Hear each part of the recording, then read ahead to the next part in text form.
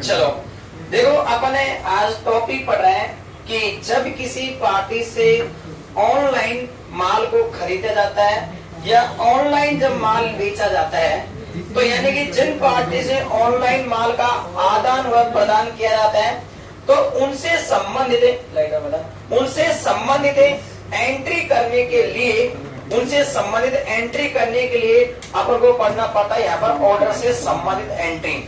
तो ऑर्डर से संबंधित जो एंट्री करेंगे वो अपन किस प्रकार से करेंगे। तो देखो, ऑर्डर से इसका मतलब होता है, पहले अपना होता है परचेज ऑर्डर, और परचेज ऑर्डर का मतलब ये होता है कि जब किसी पार्टी को ऑनलाइन माल का आदेश दिया जाता है, तो ऑनलाइन माल का आदेश देने के लिए उसकी जो एंट्री की जाती है वो की जाती है परचेज ऑर्डर में। किस में की जाती है?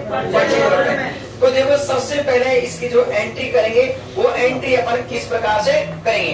तो एंट्री करने के लिए सबसे पहले आपको जाना होगा गेटवे ऑफ दिल्ली, उसके बाद में आता है वाउचर। अगर यहाँ पर आपको मिल जाता है तो कोई दिक्कत नहीं है, नहीं तो आपको जाना पड़ेगा अदर वाउचर। उसके बाद जाना पड़ेगा शो इन एक्टिव।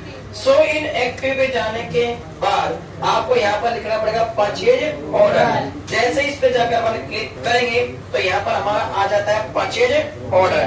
तो ये परचेज ऑर्डर का मतलब होता है कि जब किसी पार्टी को ऑनलाइन माल का आदेश दिया जाता है, तो ऑनलाइन माल का आदेश देने के लिए परचेज ऑर्डर का उपयोग किया जाता है। तो जिस पार्टी को अपन ऑनलाइन आदेश दे रहे हैं उसकी बनाएंगे लेजर, और लेजर बनाने के लिए Alt+C का उपयोग करते हैं। तो Alt+C, और यहाँ पर अपन जिस पार्टी को ऑनलाइन आदेश दे रहे हैं उस पार्टी का नाम अपन लिखेंगे। जैसे अपने पास यहाँ पर फ्लिपकार्ट, तो फ्लिपकार्ट मैंने यहाँ पर डाला। जब फ्लिपकार्ट से माल मंगवा रहा हूँ तो ये पार्टी हमारी जाएगी सैनिटरी क्रेडिटर्स के अंदर। किसके अंदर जाएगी? सैनिटरी क्रेडिटर्स, क्योंकि माल में खरीद रहा हूँ और खरीदते समय हमेशा सैनिटरी क्रेडिटर्स में जाता है।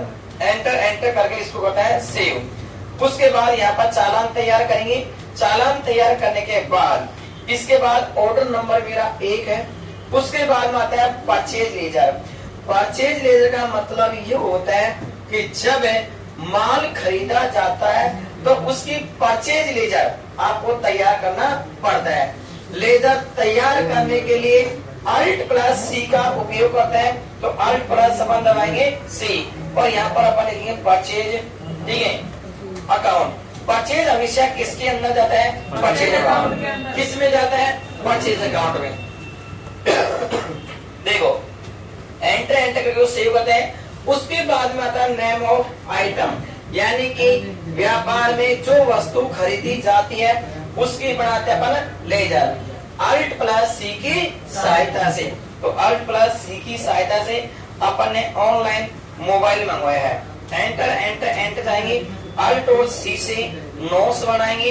एंटर करके इसको भी अपन करते हैं सेव करने के बाद ओके।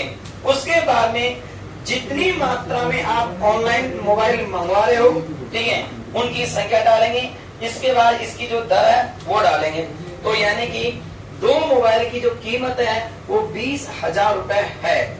तो यानी जब किसी पार्टी को ऑनलाइन माल का आदेश दिया जाता है तो उसकी एंट्री इस प्रकार से की जाती है। इसके बाद इसको कहते हैं अपन सेव करने के बाद जब पार्टी को माल का आदेश दिया है, आदेश देने के बाद जब माल की प्राप्ति करते हैं, यानी कि जब हमारे पास में जो माल जो देने वाला जो आएगा, ठीक है, वो हमारे पास में आकर हमको बताया कि भैया तुम्हारा पार्सल आया है। तो जब अपन पार्सल को प्राप्त करेंगे तो उसकी एंट्री होगी रिसिप्ट नोट में। तो किस प्रकार से एंट्री होगी? सबसे पहले गेटवे ऑफ दिल्ली, उसके बाद में वाउचर, उसके बाद में अदर वाउचर, उसके बाद में शो इन एक्टिव, और उसके बाद यहाँ पर आपको दिखाया जाए रिसिप्ट नोट। एंटर किया, एंटर। उसके बाद यहाँ पर अपने डाला और यहाँ पर पार्टी का नाम, यानी कि जिस पार्टी को आपने ऑनलाइन आदेश दिया जाता है उस पार्टी का चुनाव करते हैं। अच्छा, ऑनलाइन आदेश किसको दिया था आपने? फ्लिपकार्ट को। एंटर। अब ध्यान रखना, आपको केवल ऑर्डर नंबर का चुनाव करना है। तो ऑर्डर नंबर कितना था? 1। एंटर किया, ऑटोमेटिक स्वतः ये जो एंट्री है, ये एंट्री हमारे इस प्रकार से आपको दिखाई देती है, जिसमें किसी भी प्रकार का कोई भी हमको कुछ भी नहीं करना होता है। जैसे हमने ऑर्डर नंबर डाला और ऑर्डर नंबर डालने के बाद ये एंट्री होता है रिसीव्ड नॉट है।